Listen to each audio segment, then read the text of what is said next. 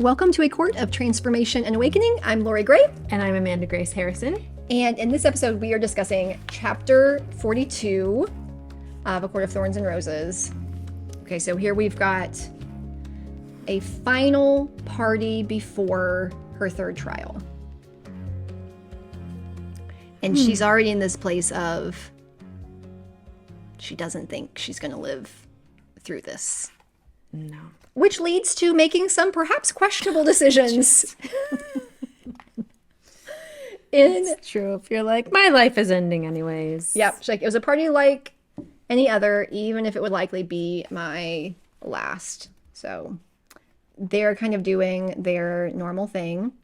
Except this time Rhysand's kind of busy. So he's over doing something else and she has a moment to herself, taking longer than usual to summon me. And they've kind of found this rhythm where like nobody's really paying attention to her anymore. But gosh, this top of 377, this hurt my heart. I just wanted it done. I wanted that wine to carry me through this last night and bring me to my fate. I was so intent on anticipating Rhysand's order to serve him that I didn't notice that someone stood beside me until the heat from his body leaked onto mine. Be. Oh, and then back to what I said before, she smells him. Smelled that rain and earth and scent. Ugh. Oh, but I'm it's just picturing Chris Hemsworth smelling like rain and earth and scent. oh my Tim Tam. gosh. Woo. Oh my goodness. You're hilarious. So good. Oh, but she's in this moment. So she's like, I just want it done. I don't think I'm gonna live. It's gonna be what it's gonna be. Let's just get there. Yeah. And she's just ready to end it. And then the fact that she could be that far down that she doesn't even notice the love of her life, that she's just obsessed with trying to get him to look her in the eyes, would love to have a moment with him and doesn't even notice he's standing right beside her. Yep. And so he kind of gets her attention, nods towards a closet. He goes over into this closet in the wall. She follows him inside and they proceed to booty calls. Oh my gosh. It's so intense. It's intense. It's intense. And so we're kissing in the closet with the intent to do much more in the closet. He bites her neck. Like okay. So here we go. And gosh, like nobody thinking about concept. Like when you were reading this, I'm like, what are you doing? And I'm immediately thinking about the paint. I'm thinking about She's not. It's her last night on Earth. And that's the thing. She's already decided. She's already decided she's going to die, which again ties into all of this. And then they get walked in on by Rhysand. Who then has a little fun of his own after he... Yeah, so he makes fun of them and he sends Tamlin out, who does give her a final, like, I love you. So he mocks her a little bit.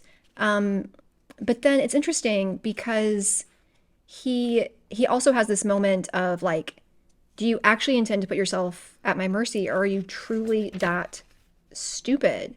And he's like, like he's able, like where she's so like desperate in the moment. Tamlin's all obviously like neither of them are thinking clearly. He's outside the situation being like, this was such a bad call. Like, did you think about anything that could have happened here? Like, have you thought about, and we see where like he's able to think about all the different parts, like Amarantha and what she's doing and the game that she's playing, and like we see he's like this like master strategist, chess player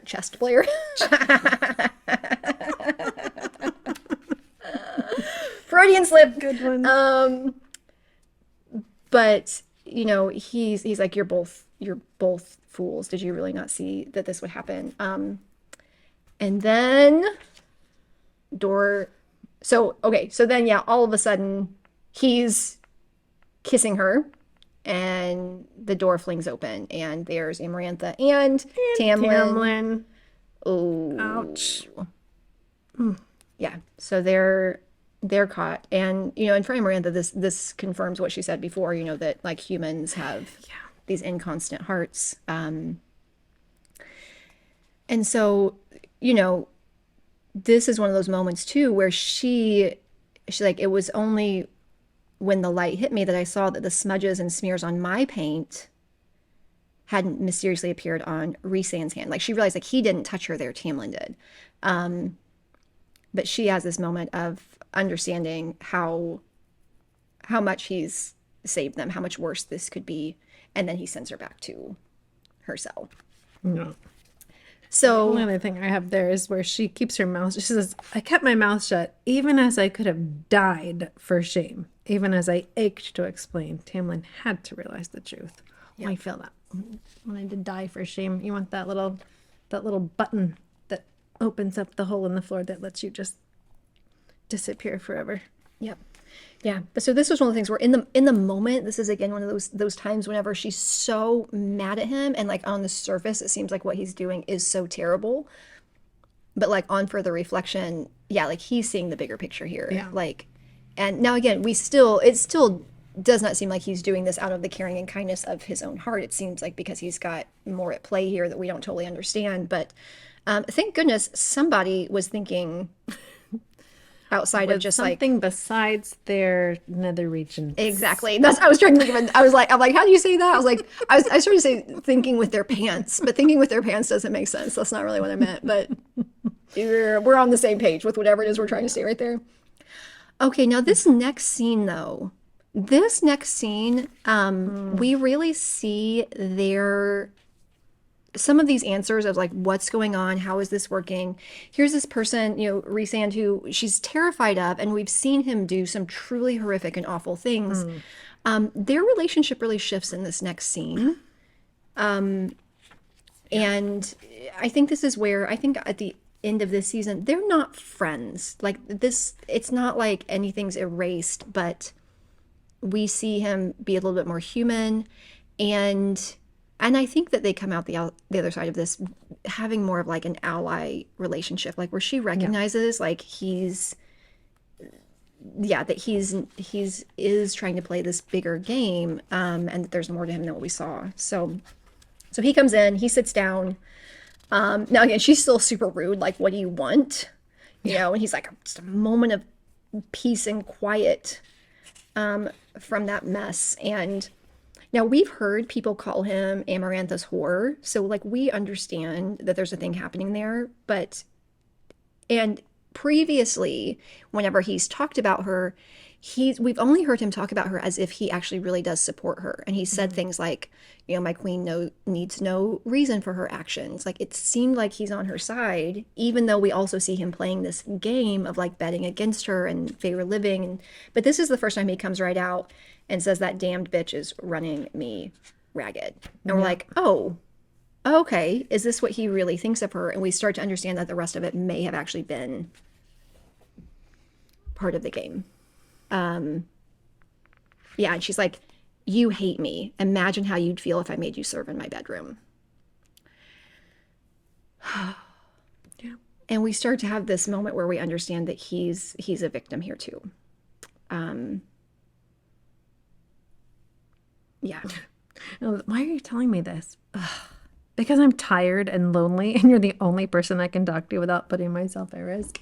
It's so good. It's not like, because you're so understanding. No. It's like, no, I'm tired and lonely and you're my only option. Yeah, it's honest. And he's like, well, how absurd, a High Lord of Prynthian and you can leave if you're just going to insult me. And he's like, but I'm so good at it. Good at it. And we've started to see this from the beginning, like they banter a little bit, and we're even seeing this here, even though she doesn't really like him. But then we have a much more candid conversation. Okay, this is one of those moments too where this reminds me again back at the spring court, where if Tamlin had just explained exactly what he did with her family from the beginning, how much easier their stay would have been. Like this conversation that they have right now, I'm like, he could have 1,000% explained all this to her from the beginning, and all of this would have been less horrible. Like some of the stuff that he does now. And he doesn't explain everything, but he's like, why do you think I'm doing this? And she's like, because you're a monster. He's like, true, but I'm also how do you say that word? Pragmatist. Pragmatist. Okay. I almost like one of those words where you always read and you never say it. Yeah. Working Tamlin into a senseless fury is the best weapon we have against her. It's like seeing you enter into a fool's bargain with Amarantha was one thing, but when Tamlin saw my tattoo on your arm, oh, you should have been born with my abilities, if only to have felt the rage that seeped from him. And and this idea of like he's thought this all out. It's like, well, isn't he gonna splatter you as well? He's like, perhaps he's gonna try. But then we also learn, he's like, Feyre, for Cauldron's sake, I drug you, but don't you wonder why I never touch you beyond your waist or arms? And again, the paint that's there is the proof, because it's the only claim I have to innocence.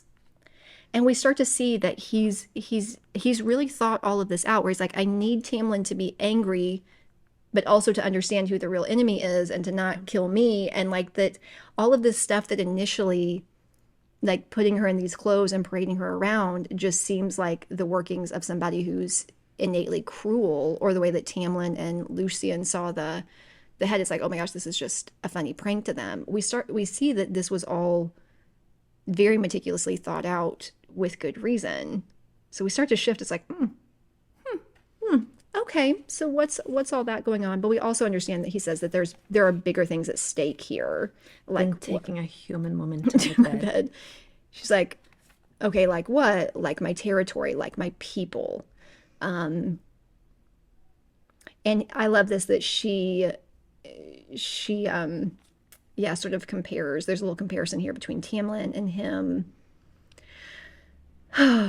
Yeah, anyways, but so a lot of moments here. I feel like we could pull out a lot, but she gets to understand him on a deeper level, and we start to understand that as much as what he's doing is not okay, that he's maybe not just completely this like evil villain, and he's not taking action just for the point of tormenting her, that there is a purpose behind it. Feyre's initial reaction towards him is definitely shifting, where I might have reached a hand toward him, might have offered my apologies. It's just kind of starting to feel for him the same way with Lucien, where it was like, I get it. All right, we're fighting and you're an ass to me a lot of the time, but I can see that you've been through some pain. So like when she found out what had happened with Lucien, then suddenly she's like, okay, compassion.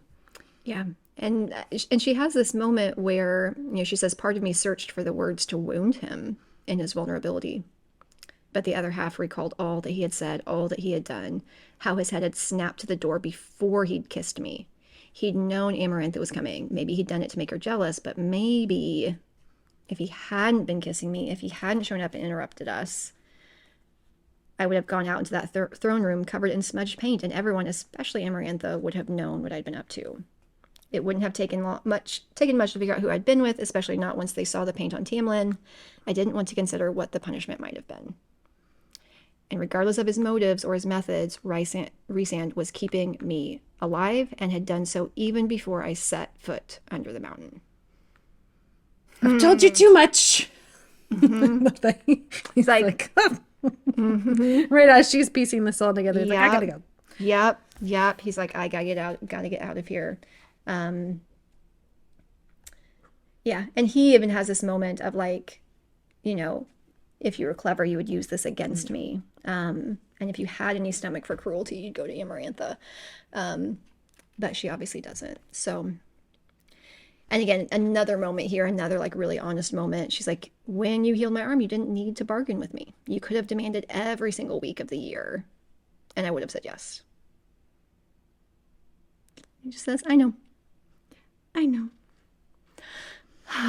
So this is an unlikely ally, and not a person who we're seeing as kind in the way that we typically think of kindness, but this moment here of deep honesty. I love this conversation. I love whenever there's, which I mean, I guess that kind of ties into what I do as a for a job, but I love really understanding why people behave the way that they do. I think it's that reminder that like you can't ever really fully judge or understand a situation just by the parts that you can see. Like that why a person does a thing does matter. Yeah.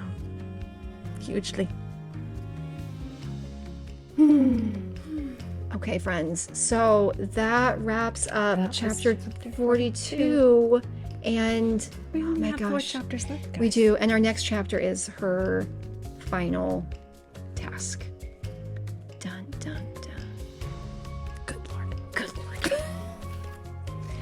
Well, thank you for watching this episode on Chapter 42, and we would love for you to join us if you haven't already on our community over on Circle. You can find that at ACOTAR, that's ACOTAA.circle.so, and we have fun stuff there that we would love for you to join us in. Until next time, bye guys. Bye, friends.